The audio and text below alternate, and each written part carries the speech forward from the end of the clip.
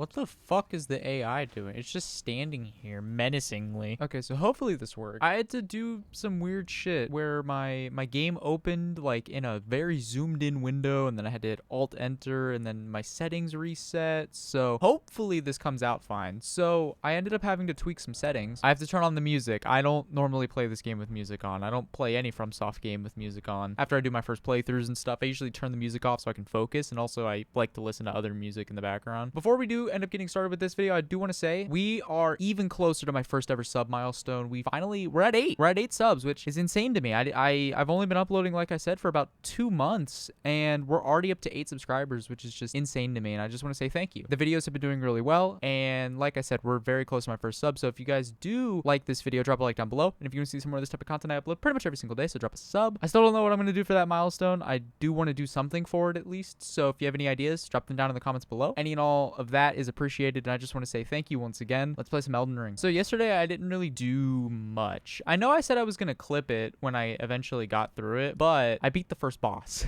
I thought the first boss was going to take me forever. I thought the Divine Beast would have taken, at least probably between 10 to 20 tries. It took me 4. I'm not gonna lie, that fight was not that bad. Now, I will say I am just outside of Rolana's area. That fight is gonna fucking suck. So I've given that one a couple of spins, but man, it's bad. So Rolana's resistant to like all forms of magic damage, which is my entire kit. So it's a rough battle, but we'll do it for sure. I don't know if we'll do it this video or the next, but yesterday, just after I ended up finishing recording, I managed to set up my like homepage thing. So my introduction video is pinned, and then I made some playlists and stuff as well. So if you want to watch my Code Vein videos, they're all in one playlist. If you want to watch my Halo videos, they're also in one playlist. And then I think I did a playlist for Toho Dystopian. I'm gonna be adding to that eventually, by the way. They've updated the game a couple times since I last played it, and I've been wanting to play it anyway, so I'll eventually upload to that playlist some more. And I think I'm maybe gonna make playlists moving forward, just so you find me through one series and that's all you're really here for. That's fine, by the way. I don't care.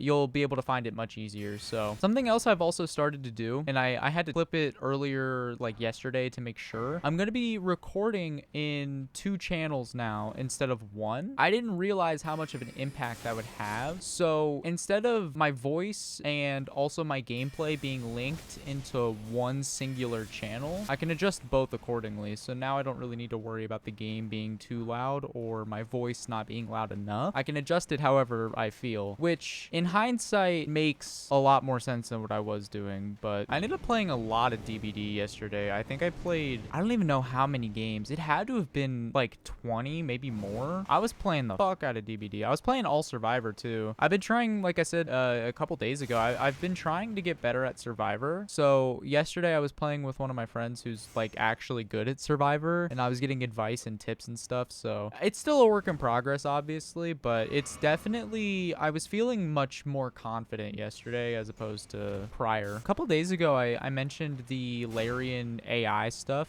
and I'll just say it's not great, to be honest with you. Like, some of the stuff that they were talking about in that article isn't bad, and I've also seen some other, I don't want to say articles, but I ended up seeing a couple more, I guess, like longer explanations and stuff, and it's not so much anymore that they're using it. It's the way that they replied to people who are very clearly unhappy with the decision, which I will say this, I think it is valid to be upset. Like, I'm not going to sit here and like sugarcoat it. If you're upset about it, that's okay. I don't disagree with you in that aspect. I do think that it should be something that you got to tread lightly with it, basically. The response from the Larian Studios people, especially the CEO, is just, it just feels very out of touch, I guess. Like, it feels like they're not the same people that they were, especially just going like to TGA and stuff, because I believe at TGA they got an award and they did a speech about putting gamers first and stuff, or like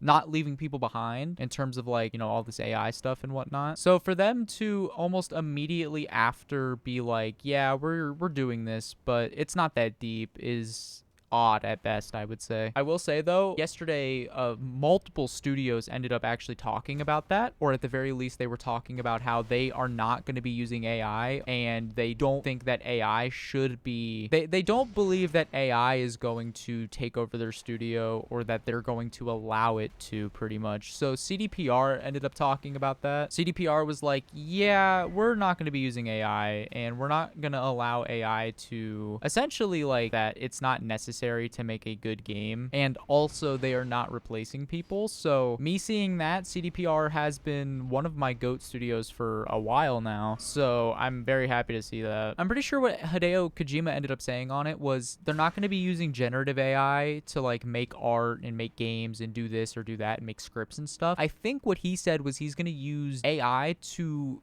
develop the enemy AI to be much more sophisticated. So to enrich the experience that players have versus obviously your typical, like, NPC AIs, instead of it being not very human-like, it very clearly is a robot and it's not super in-depth. They're going to be taking and compiling a bunch of data and diagnostics and other things to make AI feel much more satisfying to battle in games. So it's going to be less predictable. It's going to be a little bit more human-like, almost as if you're 1v1ing in, like, a competitive sense, which I'm kind of into that. I think making a game harder by improving the AI that the enemies run on is an insane thing to do. Also, I think that would be really fun. Like I said, imagine a FromSoft game with that level of tech, and you're borderline fighting, like, 1v1s against people, but it's some big ass dude. You know what I mean? Like, it's just some big ass enemy that's giving you fucking work. I think that'd be cool. That would indirectly benefit other game types as well. Like, imagine a roguelike or a roguelite where the enemies are, like, infinitely smarter and it makes your choices matter so much more. You know what I mean? Or like a shooter where the enemy isn't just standing there shooting and missing everything or only hitting a couple different shots and stuff. Imagine that, right? Like, the shooter, it feels like you're playing against someone that is, like,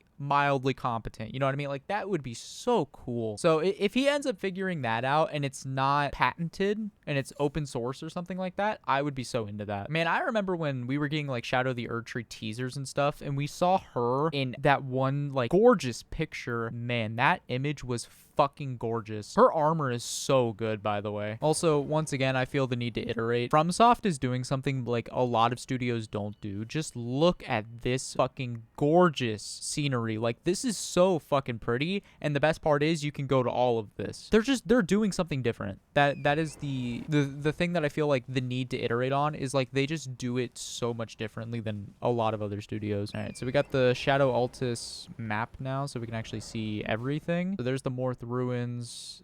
This is how we get to Metter. This right here is one step to getting to Metter. This is a boss arena. This is where you get a lot of Shadow Tree fragments. This is where you fight the flower. This is where we get to here to fight the boar dude, and then we also fight Mesmer, and then that's how we get to Medir, now that I think about it, because you have to go through here, right? Or no? Yeah, right? Because is my math wrong? I'm gonna have to edit some of that out. I was kind of babbling. And then this is where you go to get to Romana, and then after Romana you get back up to here, and then you fight Radon. Yeah, see, I remember everything. At least to a point. And then if you go this way, you'll find Bale and all that. Also, I think Medir is somewhere over there. And then down towards the bottom is where PK is, the Putrescent Knight. You'll find that. So I remember quite a bit, to be honest with you. A lot more than I thought. I'll tell you that. I don't really want to drag on. Actually, speaking of drag on, I mentioned Drakengard 3's soundtrack got released alongside Drakengard 1 on streaming platforms for the anniversaries. Didn't I already beat your ass? Okay, he's kind of beating mine. On Steam, you can buy them. So they're on sale right now, but both of them together are $30. Now, I'm a coper,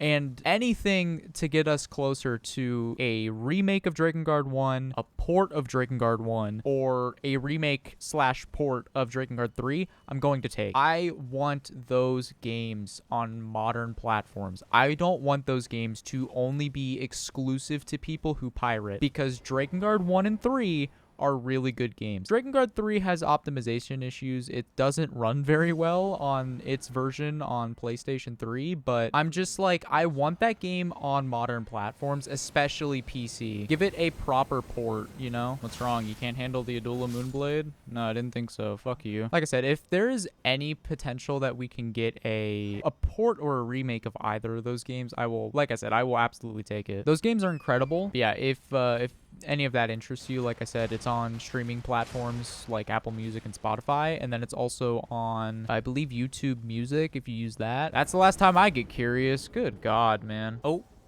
did we get the seal get broken thing?